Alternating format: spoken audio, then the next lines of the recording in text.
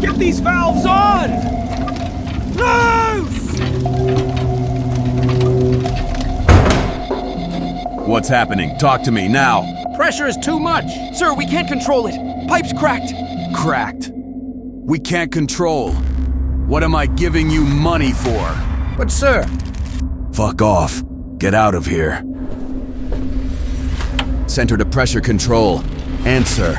Report the situation. Evacuate the facility! This shit! Fuck! You creepy bitch.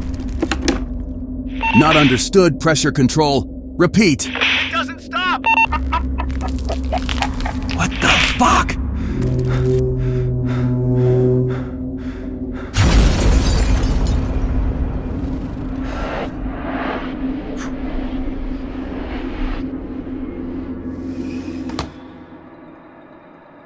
Manom struggled to stand upright after the explosion's impact.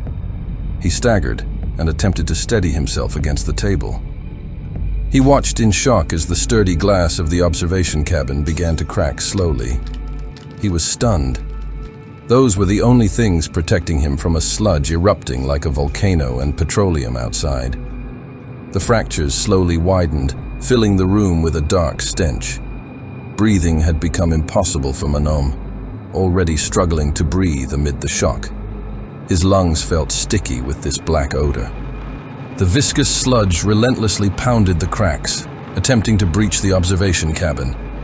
Battling thoughts and concerns, he attempted to pull himself together, cursing as he hurried towards the door. He needed to rectify this situation quickly, or all the investment in this facility would sink to the ocean floor. It couldn't be. This facility had to extract oil flawlessly and continuously, multiplying Manom's wealth. Struggling to walk toward the door, it wasn't himself or the others working in the facility that occupied his thoughts. The only thing on his mind was how much this mess would cost him, how much of his precious money would be spent on this. Manom finally reached the door, barely. Even the door handle was sticky. He struggled to open it. It felt like he was trying to pry open a wall. The door seemed nailed shut. It wouldn't budge.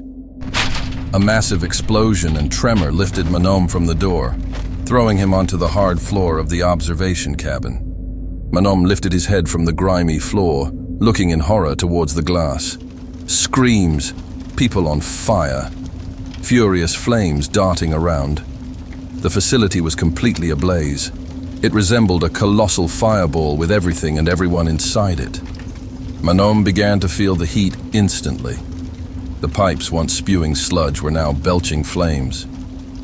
With tears streaming from his eyes, Manom, in shock, watched this scene illuminating the night. How long would it take to restore this facility? How much expense would be necessary? Was it even possible to contain this gushing oil? Every drop was a waste. The radio he had thrown into a corner of the room suddenly crackled to life, and its voice filling the room. From oil 3 to mother oil, explosion! Everything's burning! Oil 2 speaking, help, help, pressure, can't control. Mother oil, Andrew speaking, oil 4 evacuated. This place is like hell. Are you going to let the gift go to waste? Manom. Manom remained frozen, stiff, petrified. Neither the stench of petroleum engulfing his lungs nor the exploding and burning facilities had disturbed him as much as that horrifying voice emanating from the radio. In this whirlwind of events, he had forgotten how to even breathe. As Manom struggled to make sense of what he heard, a darkness rose from a distant and shadowy corner of the room. Greedy little prince.